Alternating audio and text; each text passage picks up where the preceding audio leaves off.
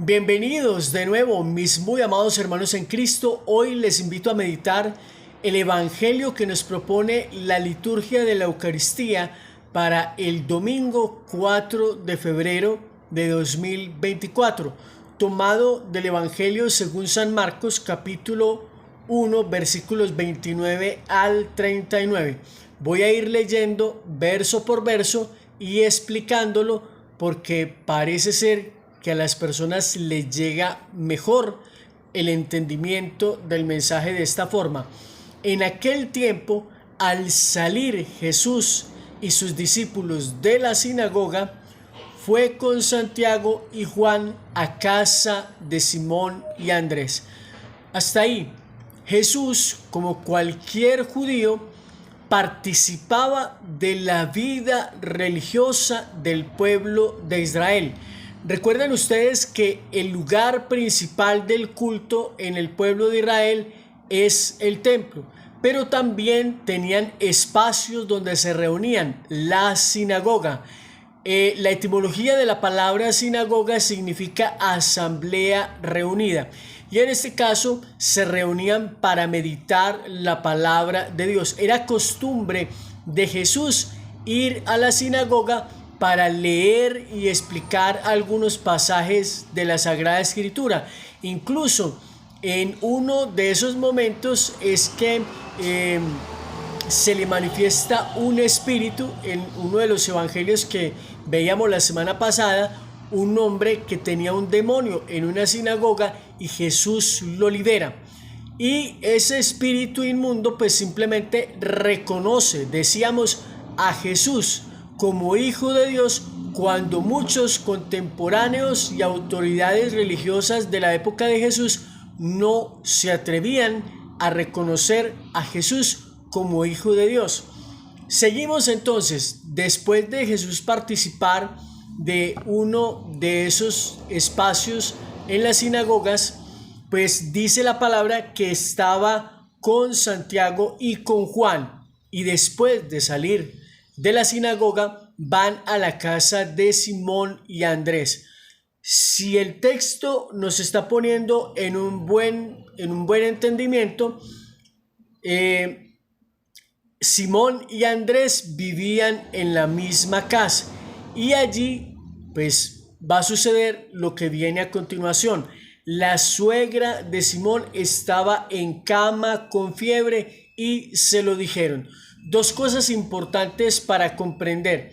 Jesús, como Hijo de Dios que viene a predicar al mundo la palabra de Dios, la voluntad de Dios, el reino de los cielos, la buena nueva del Padre, pues simplemente va manifestando que quiere entrar en comunión y en intimidad con sus discípulos y va a visitarlos a sus casas para intimar, para compartir con ellos. Después de una jornada de predicación, de enseñanza, pues también se dedica a compartir la vida de sus discípulos. Y esto es lo que nos dice Jesús.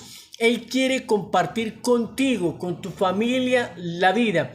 Y en la casa de Pedro está la suegra enferma. Y le cuentan a Jesús. Jesús inmediatamente va donde la suegra de Pedro y nos dice la palabra. La tomó de la mano y la levantó. Dice la palabra que se le pasó la fiebre y se puso a servirles. A veces, mis amados hermanos, la enfermedad, la indisposición que nosotros podamos sentir en algún momento nos impide estar al servicio de los demás. Qué bueno que nosotros comprendamos que cuando Jesús viene a nuestra vida, entra en contacto con nosotros, nos quiere tomar de la mano para levantarnos con su gracia y que se nos pase cualquier indisposición que nos esté impidiendo servir a nuestros hermanos con amor. Nos dice la palabra que se colocó en pie y se puso a servirles. Al anochecer, cuando se puso el sol, le llevaron a todos los enfermos y endemoniados. Qué bueno nosotros, hermanos, comprender que cuando Jesús está causando un revuelo por su autoridad, Cuando las personas se dan cuenta que está en un determinado lugar, inmediatamente viene la gente donde él, trayéndole personas que están pasando por diversas situaciones de enfermedad física y endemoniados. Yo quiero hacer aquí una aclaración, mis amados hermanos, porque incluso hoy en día hay muchísimos teólogos, entre ellos me perdonan, hermanos sacerdotes, que por su alta teología se atreven a decir que algunas enfermedades de la época de Jesús, como no habían diagnósticos de psicólogos, de médicos o de profesionales, y aquí yo quiero de alguna manera derrumbar esa posibilidad, ya que Jesús, el Hijo de Dios, sabe que no puede dar lugar al error y a la confusión en la gente. Y cuando algo se manifiesta como enfermedad lo trata. Y cuando algo se manifiesta como espiritual lo trata. De manera, mis amados hermanos sacerdotes, que procuremos tener discernimiento y no confundir a la gente, al menos en lo que respecta a Jesús.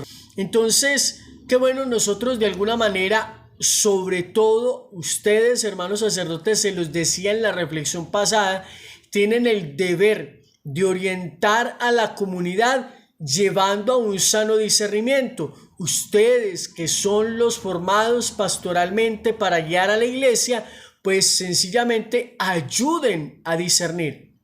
Saquen el tiempo, saquen el espacio, porque ustedes tienen los elementos y las herramientas necesarias para ayudarle a la comunidad a discernir cuando algo es emocional, es espiritual, requiere de un tratamiento médico, psicológico, y cuando requiere de un tratamiento verdaderamente espiritual. Entonces, no sean de alguna manera negligentes, se los pido por favor, porque hay algunos que por física, pereza, no tratan a la gente como se debe tratar y no le dan a la gente la atención y el discernimiento que requieren en verdad. Se los pido con amor en el nombre de Jesús. Dejen la perecita a un lado, o simplemente, si ustedes no quieren tratar casos delicados porque no les gusta o porque no crean, simplemente entérense en su diócesis qué sacerdote hay delegado por el obispo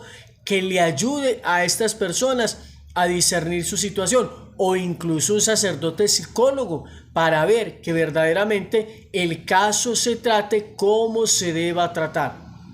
Entonces, ya hemos visto cómo a Jesús le llevaban a diferentes personas que padecían de diversos males y enfermedades, y Jesús los sanaba, y a quienes estaban afectados por espíritus los liberaba.